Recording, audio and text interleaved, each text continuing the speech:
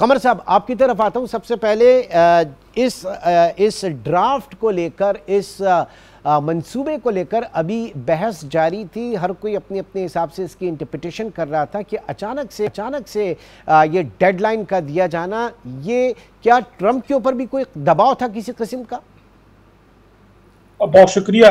देखिए, मैं समझता हूँ कि ट्रंप के साथ जो अरब रियासतें थी वो राब्ते में थी, और उनको इस चीज़ का पता था ट्रंप को कि हमास जो है वो इस प्रपोजल को, और उन्होंने पहले ही अपना एक ये उनका एक टैक्टिक है उसको इस्तेमाल किया और कहा जी कि आपके पास संडे तक का टाइम है, मान जाओ वरना मैं ये कर दूंगा, और इस तरह चीज़ें हो जाएंगी।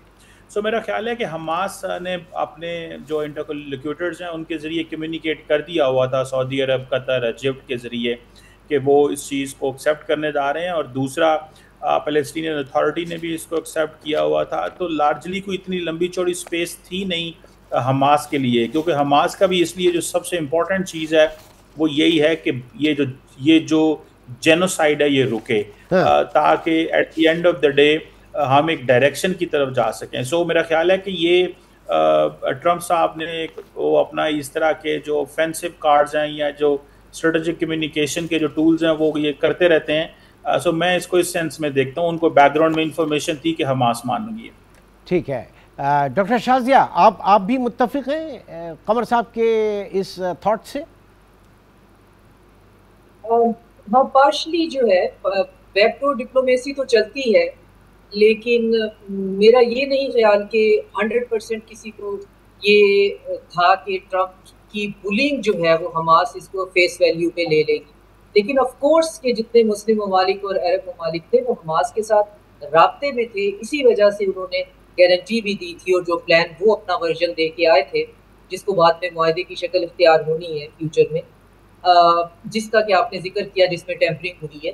तो ये सब ऑन बोर्ड थे, यहाँ तक तो ठीक है। लेकिन हमास ने जो एक अक्लमंदी की है, जो मैंने वो पूरा जो एक प्रोसेस है उसको जो बहुत माइन्यूटली जब देखा है, तो हमास को मुझे लगता है कि उनके हाथ में कोई एक्सपर्ट रिटोरिशियन या कोई लिंग्विस्ट उनके हाथ में या सिम्योटिशियन लगा है, जिसने उनको बताया है कि आपने जो स्टेटमेंट है उसे फ्रेज कैसे करना। आप देखें कि हमास ने पूरे प्लान में से किसी चीज पे कोई तबसरा नहीं किया, एक क्लॉज और उसकी सब क्लॉजेस को उठाकर उस पर बात की है, और उसमें भी एक चीज को कंडीशन कर दिया है, लेकिन उसके लफ्ज इस तरह से तरतीब दिए गए हैं कि ट्रंप ने ना सिर्फ ये कि उसको एंडोर्स किया है, वेलकम किया है, बल्कि उसे कॉपी पेस्ट भी कर दिया।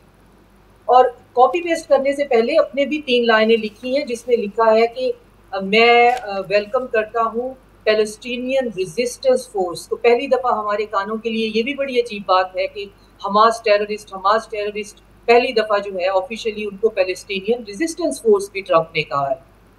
फिर उन्होंने कहा है कि जी मैं पैलेस्टीनियन रेजिस्टेंस फोर्स की के जवाब का खैर मकदम करता हूँ, और हम एक फ्यूचर के पायदार अमन की तरफ एक कदम बढ़ाने में कामयाब हो गए हैं, वगैरह वगैरह। फिर उन्होंने कॉपी पेस्ट कर दिया है। कॉपी पेस्ट जब किया है तो उसके अंदर जेनोसाइड का लफ्ज है जो कि कॉपी पेस्ट हो गया है। और फिर हमास ने कहा है कि जी हमास ने स्टार्ट किया है ट्रंप की तारीफ से कि हम शुक्रगुजार हैं ट्रंप के, जिन्होंने हमें ये मौका फराहम किया। हम एग्री करते हैं सीज फायर से, हम एग्री करते हैं हम प्रिजनर वापस देंगे और प्रिजनर लेंगे भी। हम एग्री करते हैं कि हम टेम्परेरीली विथड्रॉ करेंगे गजा में से, और एक बॉडी वहां पे तश्कील दी जाएगी जिसकी के बैक और सपोर्ट जो है वो मुस्लिम और अरब ममालिक करेंगे।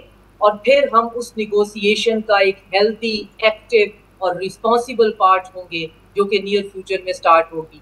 तो यहाँ पे अगर आप इसको क्लेवरली पढ़ें तो वो प्रैक्टिकली किसी भी चीज से उन्होंने एज सच जो है वो एग्री नहीं किया, और कोई नई चीज नहीं है। ये तो वो डे 1 से कह रहे हैं कि हम अपने प्रिजनर ले लो और सीज फायर कर